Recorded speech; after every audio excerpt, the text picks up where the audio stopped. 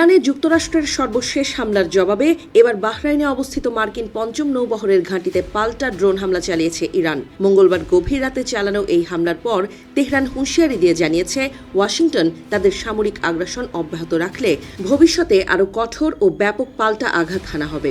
এই ঘটনার পর পুরো মধ্যপ্রাচ্য জুড়ে নতুন করে যুদ্ধ আতঙ্ক ছড়িয়ে পড়েছে।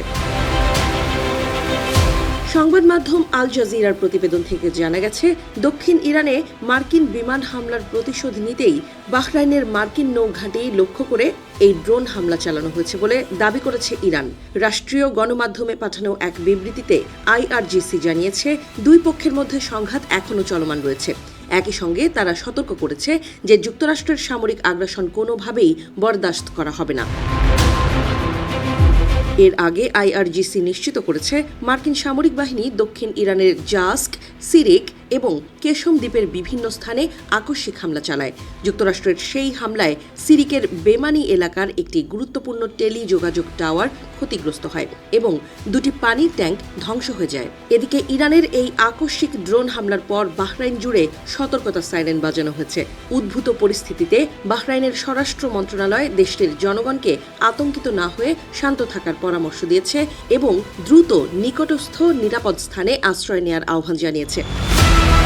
তেহরান থেকে আল জাজিরা প্রতিনিধি মোহাম্মদ ভাল জানিয়েছেন, ইরানের সশস্ত্র বাহিনীর পক্ষ থেকে দেয়া বিবৃতিটি বেশ সাধারণ মনে হলেও আইআরজিসি এবং খাতাম আল আম্বিয়া সদর দপ্তর উভয়ই নিশ্চিত করেছে, উপসাগরীয় অঞ্চলে যুক্তরাষ্ট্রের বেশ কয়েকটি ঘাঁটিকে লক্ষ্য করে এই হামলা চালানো হয়েছে। তবে বিবৃতিতে সুনির্দিষ্টভাবে শুধু বাহরাইনে অবস্থিত যুক্তরাষ্ট্রের পঞ্চম নৌবহরের ঘাঁটির কথাই উল্লেখ করা হয়েছে। এই ঘাঁটিতে ঠিক কতটি ড্রোন ব্যবহার করা হয়েছে কিংবা কোনো ক্ষেপণাস্ত্র ছোড়া হয়েছে কিনা সে বিষয়ে বিস্তারিত তথ্য এখনো পাওয়া যায়নি। তবে তেহরানের পক্ষ থেকে প্রকাশিত বিবৃতিগুলোর ভাষা ছিল অত্যন্ত কড়া। অন্যদিকে খাতাম আল আম্বিয়া সদর দপ্তরের অন্য একটি বিবৃতিতে বলা হয়েছে, নিজেদের একটি হেলিকপ্টার ভূপাতিত হওয়ার ঘটনাকে অজুহাত হিসেবে দাঁড় করিয়ে দক্ষিণ ইরানে অন্যায়ভাবে হামলা চালিয়েছে যুক্তরাষ্ট্র। এর জবাবেই ইসলামী প্রজাতন্ত্র ইরানের সেনাবাহিনী মার্কিন ঘাঁটিগুলোকে লক্ষ্যবস্তু বানায়।